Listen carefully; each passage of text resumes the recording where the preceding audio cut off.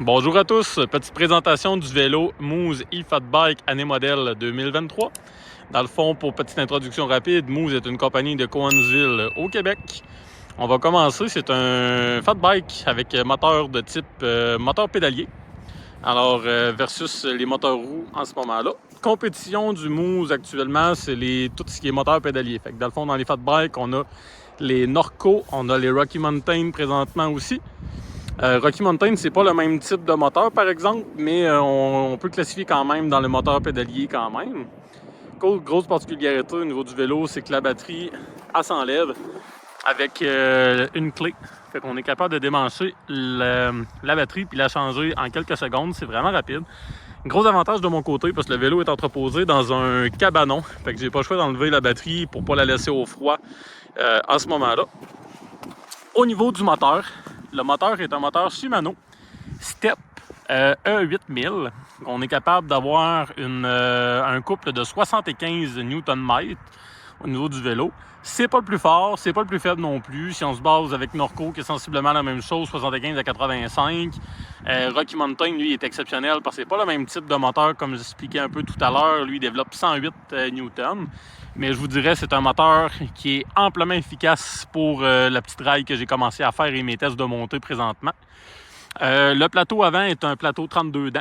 Fait que c'est dans la moyenne au niveau des composantes de fat bike. Au niveau cassette arrière, on a une cassette 11-51, qui est quand même un très très bon ratio petite et grande gear à ce niveau-là, avec un dérailleur de Shimano d'IR. Dans le fond, le vélo est monté en Shimano. Fait que c'est extrêmement simple de ce côté-là. Au niveau des pneus, on a la marque V-Tire Co. C'est des Snow Avalanche en 27,5 par 4,5. C'est du 120 TPI, fait que c'est un tailleur qui est vraiment un flanc quand même généralement mou. Fait que c'est un pneu de qualité. Fait qu'on n'est pas obligé de descendre en grosse pression pour faire aplatir le pneu. Fait que c'est quand même un très très bon avantage de ce côté-là. Quand même le bon trait. Puis aussi, c'est des pneus cloutables parce qu'on a des petits trous ici. Puis au niveau des freins, Shimano, même chose. On a du 160 à l'arrière pour du 180 en avant. Même chose, moyenne au niveau du vélo. On a aussi le petit trou pour la clé pour démancher la batterie. Fait que c'est une batterie qui est vraiment sécurisée. La prise de charge qui est vraiment facile et accessible qu'on peut chercher. Et il existe aussi des accessoires dans le Shimano pour démancher la batterie, pour directement plugger dans le bout de la batterie. Puis par la suite, charger à l'intérieur de la maison. Fait que, vous voyez le moteur Shimano avec le capteur de vitesse ici qui vous donne au niveau de la cadence du vélo. Toutes des quick release aussi au niveau des pneus. Fait que c'est facile à charger dans un véhicule si jamais il y a quelque chose. Au niveau du cockpit, on retrouve les manettes de frein hydrauliques, manettes courtes. Fait que super le fun pour faire des manœuvres. Moi, je fonctionne tout le temps à deux doigts. Fait qu'on a quand même une bonne pogne. Dérailleur à double fonction aussi.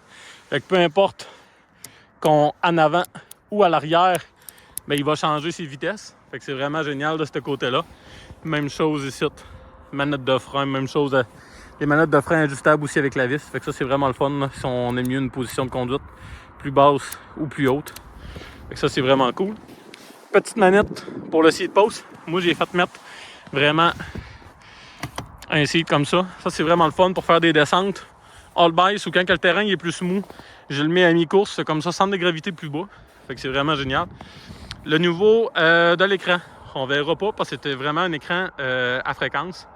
Fait qu'au niveau du côté FPS, on verra pas bien. Pour vous parler de ça rapidement, c'est que c'est un contrôleur E7000 de Shimano qui est connectable à l'application E-Tube de Shimano. Fait que dans le fond, on peut gérer l'assistance du vélo en ce moment-là. Fait qu'on a toujours le mode off qu'on peut pédaler, ce qui est quand même facile à cause du ratio de la cassette puis du pédalier, du plateau en ce moment-là. Puis on peut gérer le mode Eco, Trail et Boost indépendamment. Ce que je veux dire par là, c'est que dans l'application Shimano, le mode Eco a quand même 3 grades, low, medium, high. Même chose pour le Trail et même chose pour le Boost.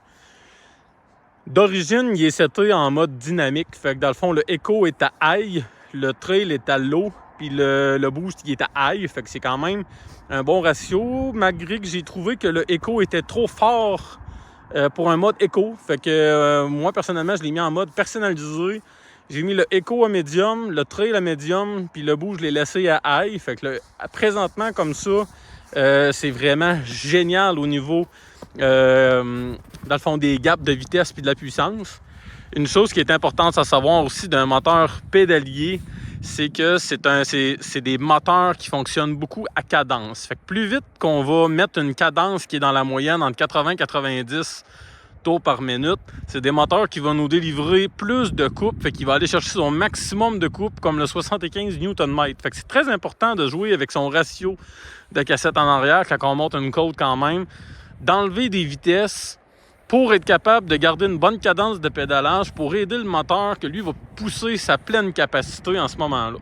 Si on a tendance à pédaler beaucoup plus bas en termes de cadence, plus forcé, là, c'est sûr que le moteur ne délivrera pas sa pleine capacité au niveau de la puissance. Fait qu'on va trouver qu'au départ, que le moteur, coudon, il pousse pas.